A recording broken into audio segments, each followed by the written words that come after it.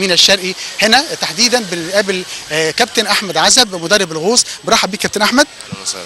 اولا احنا بنحييكم جدا على الحمله الرائعه دي. الحمله دي فعلا ناس بتحب البلد، ناس حاسه ان احنا في مشكله ممكن تبقى تلوث بيئي في المنطقه الساحليه دي، انتوا عايزين تتفادوها واكيد خدت منكم مجهود. كلمنا عن الحمله دي. والله هي حمله يعني تنظيف القاع. تمام.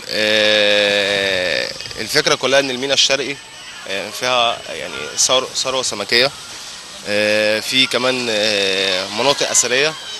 تمام. فيعني طبعا انت عارف اخر الصيف المصيفين وكده، بيبقى المايه بتحتاج انها تتنظف، بالذات القاع تحت. طبعا اجانب كتير قوي بيجي يغطسوا على تاريخ اسكندريه القديم تحت المايه وقصر كليوباترا كلمنا عن الحمله دي، ازاي رتبتوا لها والهدف منها؟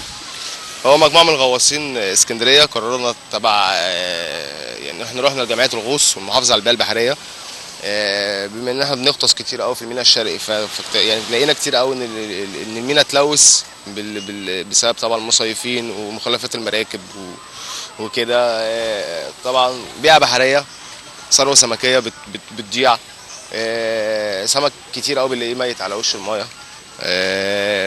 المناطق الاثريه في طبعا اجانب بيجوا يغطسوا معانا، بنبقى في قمه الاحراج طبعا. المكان تحت بقى مليان بمخلفات. انت بتتعامل دلوقتي مع مخلفات تقريبا 3 شهور صيف، فطبعا بالزبط. كميه كبيره، ومع الوقت بيحصل نوع من التراكم وحاجه بتهدد زي ما انت قلت الناحيه الاثريه، وفي نفس الوقت الميه نفسها والناحيه والثروه السمكيه وكل ده.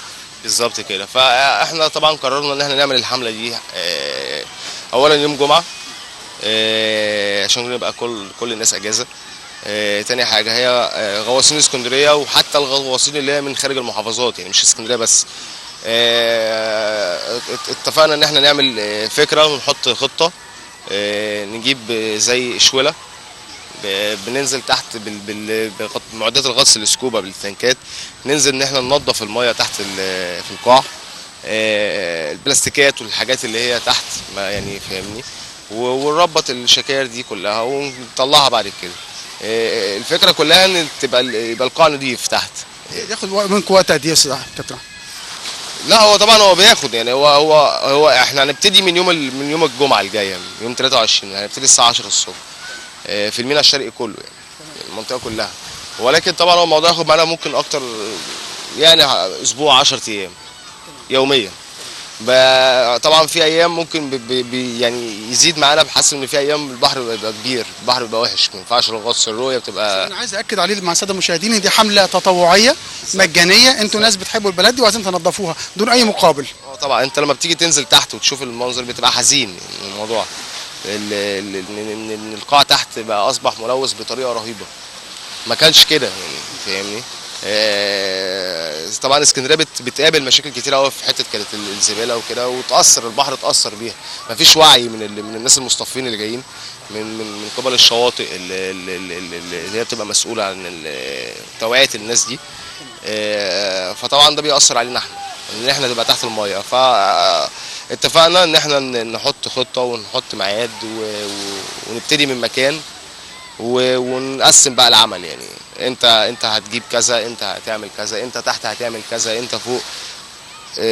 اتقسمنا على كذا مجموعه من المراكب، مجموعه من الدايفرز، وان شاء الله يعني ربنا يوفق. يعني اتوقع ان شاء الله تعالى يعني لما نيجي نصور بعد كده يعني اكيد المنظر هيبقى مختلف وهتبقى الدنيا اصفى من كده او اروق. عندنا الجمعيه بتاعت جمعيه الغوص يعني مأيدت الفكره جدا، وقررت ان هي تقف معانا. يعني هي وقفت معانا قبل كده، يعني برضك كان في شهر 12 اللي فات، كان يوم 31/12 كنا وجهنا رساله للعالم اخر السنه نبتدي سنه جديده.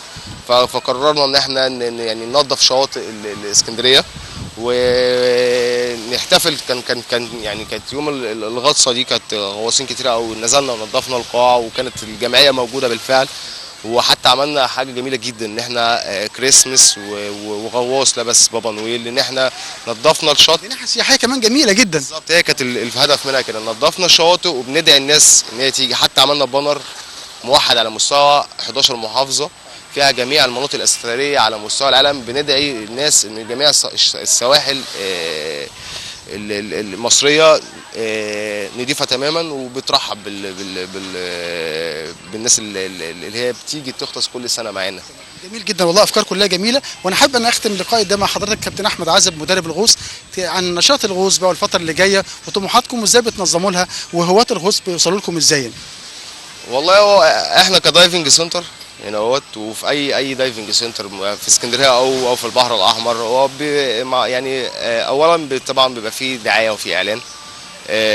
ثانيا هي منظمات غوص دوليه، فاللي بيعمل سيرش بيدور على ان هو عايز يتدرب غطس او مثلا دوره للمبتدئين عن طريق منظمه معينه، فاحنا ناس معتمده يعني. جميع انستالات الغوص بتبقى معتمده من المنظمات الدوليه. بتيجي طبعا ناس كتير قوي من تربيه رياضيه، الناس بتبقى بتاخد الكورسات، واحد بياخد عايز الكورس حافز رياضي لحاجه معينه فور فن للترفيه. في ناس بتيجي مش دايفرز. ارتباط باعمار يا كابتن احمد؟ هو بيبتدي من 8 سنين، يعني التدريب بيبتدي من 8 سنين. برنامج طبعا بنتدرب. مش كده لو بدأ في عمر متاخر شويه؟ لا مفيش. في ناس بتيجي عندنا معانا، كان في ناس معانا شركه مهندسين 50 سنه بيتدربوا في اختصاصهم الاعمال البحريه تحت المايه، للشغل الميكانيكا تحت المايه. طبعا الناس بتيجي تتدرب معانا. يعني بيبقى في اختلاف طبعا. بيكتشف عالم جديد تحت المايه، عالم طبعا عالم بالنسبه له يعني. ومنها مهاره ومنها ثقافه ومنها سياحه، منها حاجات كتير جدا يعني. الكتب ذات نفسها فيها علم، فيها تخصصات كتير قوي، فيها فيسيولوجيا، فيها جيولوجيا، فيها حاجات ياما. كابتن احمد عزب مدرب الغوص، انا بشكر حضرتك جدا، بحييكم على مجهوداتكم وعلى افكاركم الجميله، وان شاء الله اسكندريه بيكم اجمل ان شاء الله.